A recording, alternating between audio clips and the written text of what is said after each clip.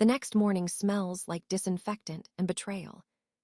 Ethan walks in first, coffee in hand, wearing concern like a mask. Clara follows, her smile trembling just enough to look real. They move in perfect rhythm, the guilty kind of harmony. "Morning, love," he says, placing the cup beside my bed. His voice is soft, practiced, like he said it 1,000 times before. "How are you feeling today?" I force a smile, small and steady. "Better," I lie because truth feels too dangerous. They exchange a glance, quick and silent. My phone rests under the blanket, recording every word. Clara starts talking about home care schedules. Her tone bright, her hands moving gracefully as she explains. She's rehearsed this. Even her sympathy sounds like a performance. Ethan nods along, pretending to listen. His fingers tap his thigh, restless, nervous. I notice the faint blush on Clara's cheeks. I wonder if it's guilt or adrenaline. They think I'm weak, fragile, sedated by painkillers. They don't see how clear my mind has become. "Thank you for helping," I tell her, voice calm. Her eyes flicker with something unreadable. "Of course," she says. "You're my sister." The word feels like poison in the air. She looks away too fast. Ethan clears his throat, changing the subject. He talks about paperwork, business, clients waiting. He says he'll handle things until I'm back on my feet. I nod, pretending to agree. He doesn't notice my hand, tighten under the sheet. They've already begun, dividing my life between them. I can hear it in their tone, polite but calculated. Every word feels like a line in a script I didn't write. When Ethan steps out to take a call, Clara lingers by my laptop. Her fingers brush the keyboard lightly, like testing boundaries. "Do you mind if I check your emails?" she asks. I shake my head slowly. "Go ahead." She doesn't know I've already changed the password. Her smile stiffens for a split second. Then she pretends to be busy, pretending not to care. The nurse enters, interrupting the silence. She adjusts my IV, says my vitals look strong. Ethan returns, his phone still in his hand. He looks at Clara first, then at me. The way his gaze moves tells me everything. They've built a secret world right in front of me. And I've been too blind to see it until now. "Get some rest," he says, kissing my forehead. The same forehead he once kissed with love. Now it feels like apology. I close my eyes and wait for the door to close. Their footsteps fade down the hall. The recording light glows faintly under the blanket. I exhale slowly, tasting metal and rage. The war hasn't started yet, but I've already chosen my side. They think I'm broken. They think I'm helpless. They have no idea who they just woke up. 3 days after leaving the hospital, the house feels colder. The night hums with the low sound of the refrigerator and my thoughts. Sleep won't come, not even with pills. I open my laptop, the glow painting my face pale and sharp. Emails pile in, one after another, my name signed beneath each. But I didn't write them. Every subject line sounds too polished, too strategic. California expansion proposal. Client transition timeline. Office lease draft. My stomach twists as I scroll. Each document carries my forged signature. Ethan had access to my templates, my passwords, my trust. Now he's using all 3 against me. Clara's name appears in the threads, cheerful and professional. They've been planning this together for months. While I lay in a hospital bed, they built a new future without me. My hand trembles on the mouse. The pain in my abdomen flares, warning me to stop. But I can't stop. They're not just taking my husband. They're taking my company, my reputation, my identity. I open the sent folder and keep scrolling. More lies. More perfect sentences I never typed. Contracts, proposals, polite betrayals sealed with my name. I press print, page after page spilling from the tray. Each sheet feels like a scar forming over something I once loved. Then I hear his footsteps in the hallway. I close the laptop, slide the papers beneath the table. Ethan appears in the doorway, hair messy, eyes soft with fake worry. "You should be resting," he says. "I couldn't sleep," I whisper, "just checking work." He steps closer, voice gentle, controlling. "Let me help you upstairs." I flinch when he reaches for my arm. He freezes. For a second, the mask slips, and I see the calculation beneath. "I'm fine," I say. "Go back to bed." He hesitates, then nods, pretending to care. When he's gone, I reopen the laptop. My pulse races faster than the fan's whirring.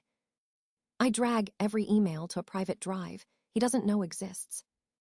Then I open a new folder and title it Proof. I back up client lists, design drafts, billing statements. If they think I'll disappear quietly, they're wrong. The clock on the oven blinks too, 4:47 a.m. I sit there, breathing through the pain, through the betrayal. The house feels too still, too clean, like it's waiting to witness a collapse. But I won't give them that. I sip cold water, swallow the bitterness. I read one last forged email before closing everything. "Transition complete by end of quarter," it says. Signed Anna Whitmore. I stare at the screen until my reflection fades. They think they're erasing me. But I'm just beginning to remember who I am. This isn't the end. It's the start of something colder, sharper, unstoppable. Morning light spills across the office, too bright to feel safe. Ethan stands beside Clara, voices low, papers spread across my desk. They stop talking when I enter. "Anna, you should rest," he says quickly, wearing his best husband smile. "I'm fine," I reply, keeping my voice steady. My assistant, Mia, looks up from her chair, sensing the tension. "The Johnson campaign needs approval by Friday," she says. "I'll handle that one," Clara interrupts, reaching for the folder. Her nails are perfectly manicured, her tone sweet but sharp. I place my hand on the folder first. "I'll review it myself." She forces a laugh, pretending not to care. The air between us turns heavy. Mia glances from one face to another, confused. Ethan steps closer, his charm flickering under pressure. "There's also the California expansion," he adds casually. I look up slowly. "What expansion?" He exchanges a glance with Clara. "We were going to tell you once you felt stronger," she says. Her voice drips with false enthusiasm. It's an exciting opportunity. My pulse quickens, but I stay calm. "When was this decided?" Ethan straightens, voice rehearsed. "It's part of our long-term growth plan. We're partners, Anna." "Partners?" The word sounds hollow now. "You mean the plan where you take my clients and run my company from another state?" His jaw tightens. "Don't be dramatic," he mutters. "I'm being realistic," I answer. Silence settles like dust between us. Mia shifts in her seat, sensing the storm. "Could you give us a moment?" I ask gently. She nods and leaves, closing the door behind her. Now it's just us, the betrayers and the betrayed. "You're using my illness to replace me," I say quietly. "That's ridiculous," Ethan snaps. "You're not thinking clearly." I almost laugh. For the first time, I'm seeing everything clearly. Clara folds her arms, pretending to stay composed. "You're exhausted, Anna. Let us help you." "Help me," I echo. "You're helping yourselves." I pick up the printed proposal from the table. My name sits beneath the signature line.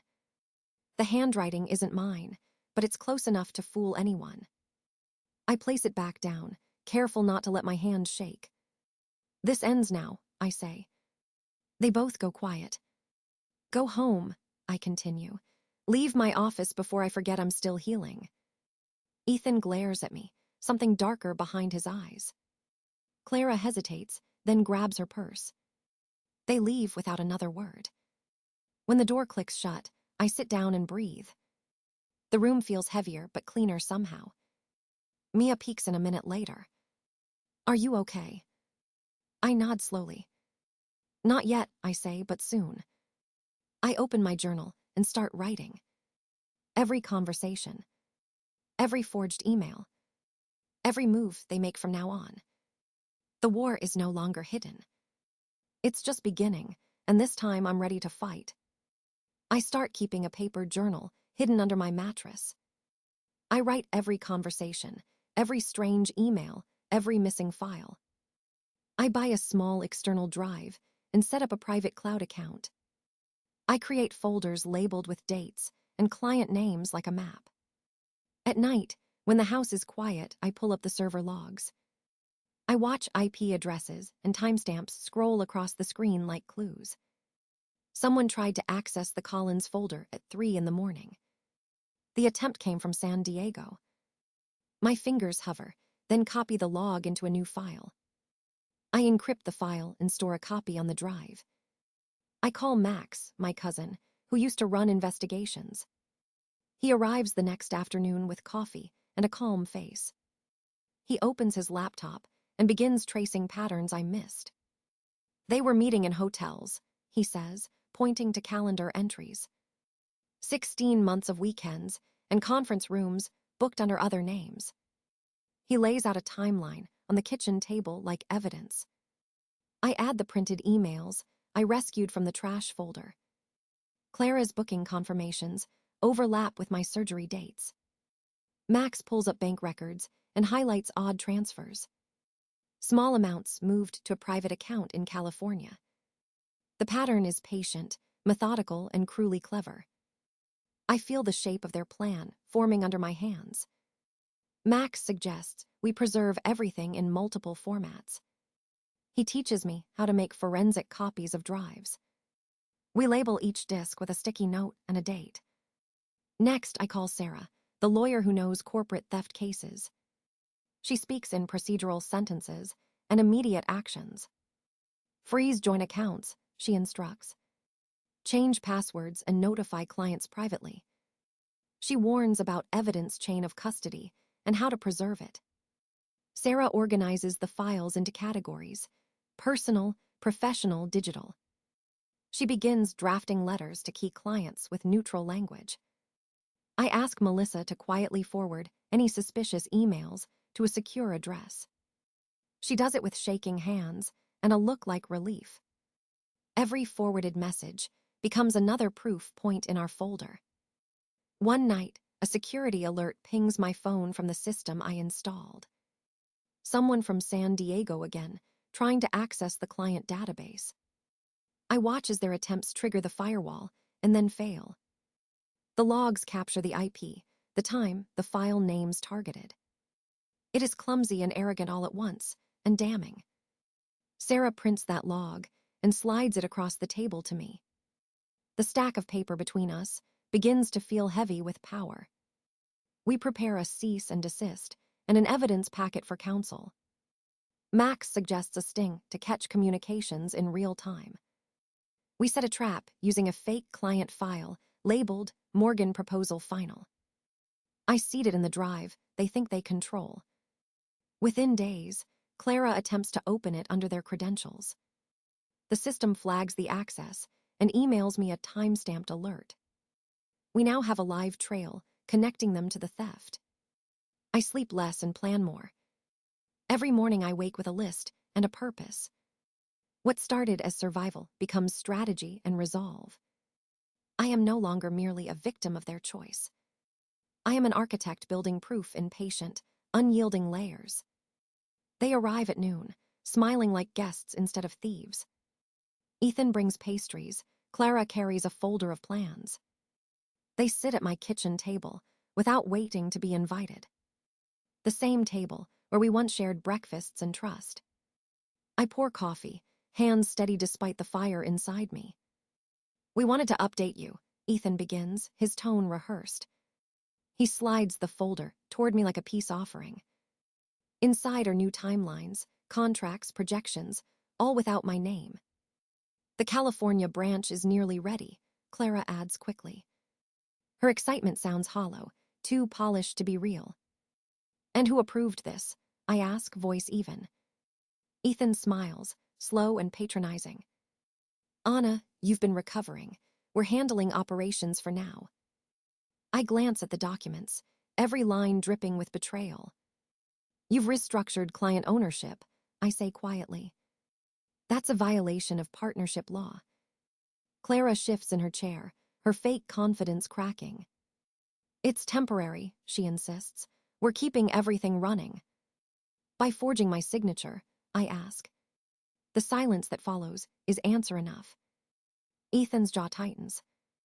He leans forward, trying to reclaim control. We're doing this for you, for stability. Stability, I repeat, tasting the word like poison. I built this company from scratch while you played helper. His face darkens, the calm slipping away. You're not well enough to manage this, he snaps. And you are, I counter. He looks to Clara for support, but her gaze drops. She can't meet my eyes anymore. I let the pause stretch long enough to make them sweat. Then I say, you should meet someone. The front door opens and Sarah walks in, briefcase in hand. Ethan blinks, confused. Who is she? My lawyer, I answer. Sarah takes a seat beside me, unfolds her papers. I'll need copies of those contracts, she says evenly. Clara's hands tremble as she gathers the documents. Ethan tries to protest, voice cracking with anger. This isn't necessary, Anna. Oh, it's very necessary, I say. Sarah places an envelope on the table. Inside are certified letters and evidence summaries. Formal notice, she explains, regarding intellectual property theft. Ethan's face drains of color. Clara whispers something, desperate and low. I don't listen. I lean back calm, watching the panic unfold. You thought I'd stay quiet, I tell them. You mistook kindness for weakness. Ethan stands, knocking his chair back. You're destroying everything, he growls. No, I reply, I'm reclaiming what's mine. He storms out, Clara following with red eyes and shaking hands. The door slams, leaving the scent of burnt coffee and fear. Sarah exhales, gathering the signed receipts. You just changed the game, she says. I nod, feeling the weight lift from my chest. The room feels lighter, cleaner, freer. The war is no longer about survival. It's about victory, and I've already drawn first blood. The ballroom glows with golden light and polished glass. Music hums low beneath the chatter of Denver's business elite. Ethan and Clara stand near the stage, dressed like they belong. He wears confidence. She wears my emerald blazer. They shake hands, laugh softly, pretending to own the night. My name appears on the screen behind them, Anna Whitmore, absent honoree. But I'm not absent. I walk through the doors, heels clicking against marble, head held high. The crowd parts slowly, whispers chasing my steps. Ethan sees me first, his smile dying mid-sentence. Clara freezes, color draining from her face. The announcer stumbles, unsure what to do next. I take the microphone from his hand. Thank you, I say, my voice calm but sharp. I'm honored to be here tonight, after months of recovery. The room falls silent, every word slicing through the air. What many don't know, I continue, is that healing isn't just physical. It's about reclaiming what was stolen. I see their faces in the crowd, clients, partners, journalists. They lean closer, hungry for the truth. Tonight, I say, I'm proud to announce the launch of Whitmore Studio. A wave of murmurs rolls across the room. Built on transparency, trust, and the kind of integrity money can't buy. Clara's hand trembles around her champagne glass. Ethan whispers something to her, desperate, sweating. But the applause starts, soft, hesitant, then rising like thunder. Flashbulbs burst, reporters whisper my name. Ethan's face is pale, tight with fury and disbelief. He tries to step forward, but Alina, the event host, stops him. Let's give Anna the spotlight she deserves, she says firmly. I hand the microphone back, my pulse steady. The applause feels like a heartbeat I've finally reclaimed. As I leave the stage, people swarm around me. Hands shake mine. Congratulations echo in every direction. Behind me, I hear murmurs about financial fraud, false contracts, misuse of funds. Rumors move fast when truth fuels them. By midnight, Ethan and Clara stand alone near the exit. No one speaks to them anymore. Their empire of lies has begun to crumble in public view. Outside, the air is cold and clean. I take a deep breath, the city lights flickering like new beginnings. When I reach my car, I see them waiting by the curb. Ethan steps forward, holding a folder thick with papers. "Anna," he calls, voice hard, "we need to talk." I don't stop walking. "Talk to my lawyer," I say, unlocking the car. Clara's eyes glisten, a mixture of regret and rage. For a moment, none of us speak. The silence between us feels like the end of something permanent. 6 months later, I stand in my new office, sunlight filling the room. Contracts signed, clients loyal, a new life taking shape. The past is a scar, not a chain. I survived the betrayal, and I turned it into power. They took everything once, but I built it back stronger. And this time, it belongs to me alone. 6 months later, the city looks different through my office window. Whitmore Studio hums with quiet energy and honest work. My team laughs in the next room, loyal faces I trust completely.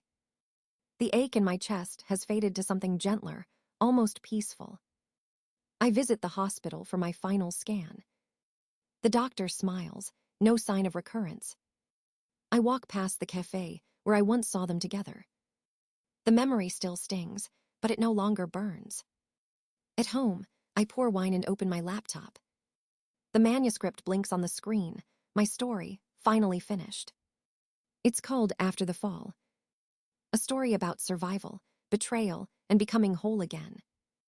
I think of others reading it, finding their own courage in the lines. The doorbell rings, Max, Sarah, and Mia with laughter and light. They raise glasses, to freedom, to truth, to second chances. Outside, the city glows, alive and forgiving. I stand by the window, my reflection strong and steady. The woman staring back isn't broken anymore. She's rebuilt, sharper, brighter, and finally free.